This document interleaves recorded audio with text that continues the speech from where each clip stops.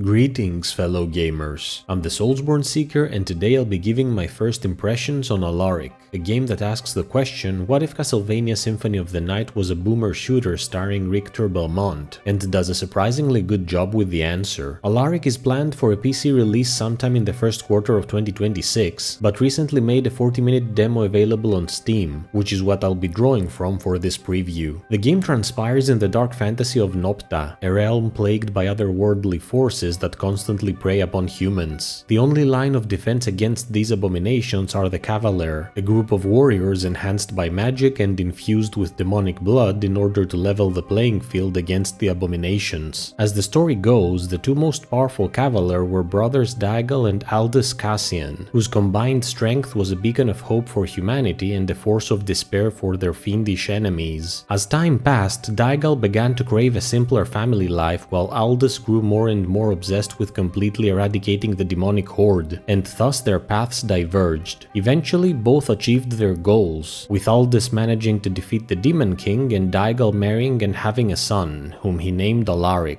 Unfortunately, peace would not last long as Aldous, whose thirst for power had grown too great, took over the throne of the Demon King and began a campaign of conquest across Nopta. Unable to stand idle while the world sunk into despair once more, Daigal decided to come out of retirement in order to protect his family, and the only way to do that was to put an end to his brother's reign of terror. Following an intense crusade throughout Aldous's castle, Daigal managed to come face to face with his corrupted sibling, but ended up losing the fight. Enraged at what he considered to be an absolute betrayal by his brother, Aldous went after his family, which led to the demise of Daigal's wife, Cora, and the enslavement of ALARIC. After 8 long years in chains, ALARIC managed to rally his fellow prisoners behind him and fight his way to freedom. With vengeance in his heart, the man trained relentlessly and spent the next few years working as a mercenary until, finally, he felt ready. Now more determined than ever, ALARIC approached Aldous's castle gates. It was time for his uncle to pay. I have to say, ALARIC did not make a good first impression on me, and the reason for that is its introductory sequence. You see, the game starts by placing you in the role of Daigal as he raids his brother's citadel, a segment that is also meant to function as a glorified tutorial that teaches you the basics of combat and platforming. This introduction lasts for about 15 minutes, and its main problem is that it feels a bit bland and generic. For starters, Aldous's castle is very much bare bones in terms of cosmetic details and architecture, making it a bit uninteresting to navigate. I mean, given that this is meant to be a glimpse at the big bad's lair, I was expecting something grander and more foreboding, which I think could have been achieved by the addition of some oppressive environmental details here and there. Second, enemy spawns are a bit abrupt and random, with your foes just appearing out of thin air without any fanfare or special effects, which is a bit jarring. It wasn't a horrible start, but definitely one that had me questioning the game's overall quality. I eventually got to Aldous's throne room and was thrust in the first boss fight, which was cool and started giving me a bit of hope, but doubt still gnawed at me due to my previous experience in the castle. And then I won the fight, and everything changed. Following my victory, the introductory segment ended and the story moved from the past to the present, where I took on the role of ALARIC just as he embarks on his quest for revenge. A forest sprawled around me, rain fell from the midnight sky, and as I approached the small weathered settlement, I came under attack by the undead, whom I had to take down with a whip, and just like that, the game was back on track.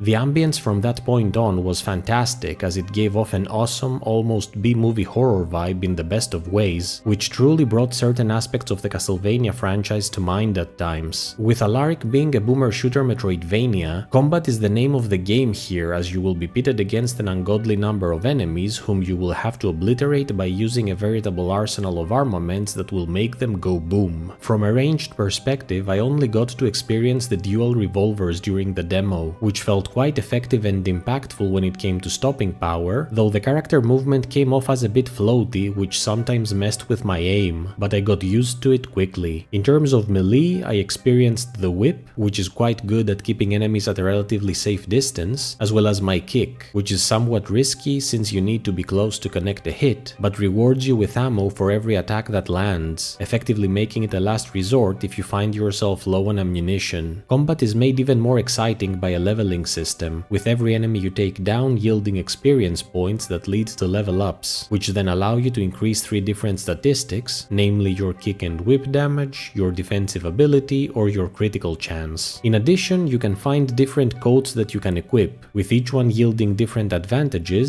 such as elevated kick damage. Healing is carried out via potions you find and is instantaneous. Generally speaking, RPG elements aside, combat is what you would expect from a boomer shooter and is meant to make you feel like a badass, which it greatly achieves, especially when taking into consideration the game's music, which features some veritable bangers like this one.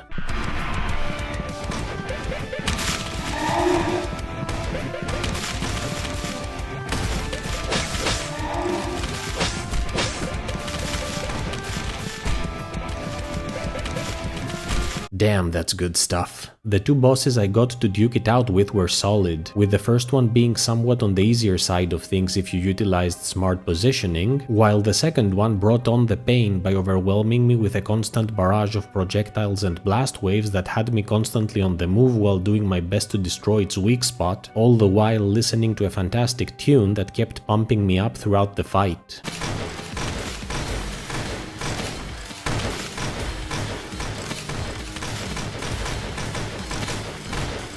Now, this also being a Metroidvania, there were some nice elements of exploration here, with the weapons, potions and equipable cloaks I mentioned earlier being uncovered by investigating the setting. That aside, you'll also find special items that will grant you new skills with which you will access previously inaccessible areas, such as a boot that allows you to destroy breakable walls, effectively introducing the ability-gated exploration element. Platforming was fairly basic during the demo, and very much in line with the simple acrobatic segments usually found in most boomer shooters, though I don't know if things will get more complex in the full game. What I do know is that I wasn't a fan of the insta-death pits present here, which forced me to restart from my last save point every time I fell, and would very much prefer a mechanic that just takes a chunk of health from you if you drop down a crag before respawning you close by in order to try again, especially since save points are manual, at least as far as the demo goes. In terms of overall difficulty, I'd situate the demo experience on the normal side of things, with the exception of the second boss, which offered a solid challenge on account of the constant need for movement in order to avoid its attacks. On an added note, ALARIC features Rebindable Controls, which is awesome since the use of potions is tied to the R key by default, something that I found a bit problematic since I'm used to pressing that key for weapon reloading, and even though there was no reloading here, my FPS mentality had me trying to reload by muscle memory, and that led to many wasted potions. All in all, I had a lot of fun with the demo of ALARIC, which shows huge potential for the full game. I loved the atmospheric horror vibe of the setting, I appreciated the depth that the leveling and equipment systems added to the already fun combat, the bosses I got to fight were awesome, especially the second one, and the music will probably grant you a lot of muscle and facial hair on account of the testosterone spike you will experience. On the downside, the opening segment of the game is kind of weak, movement can feel a bit floaty, which may at times mess with your aim, and I didn't like the insta-death pits. If you're not a fan of boomer shooters but do like Metroidvanias, ALARIC is probably not for you, though it doesn't hurt to try the demo. If you're a fan of boomer shooters but don't like Metroidvanias, there is still a lot of fun to be had here, so do give it a shot. If you're a fan of both boomer shooters and Metroidvanias, do not sleep on ALARIC.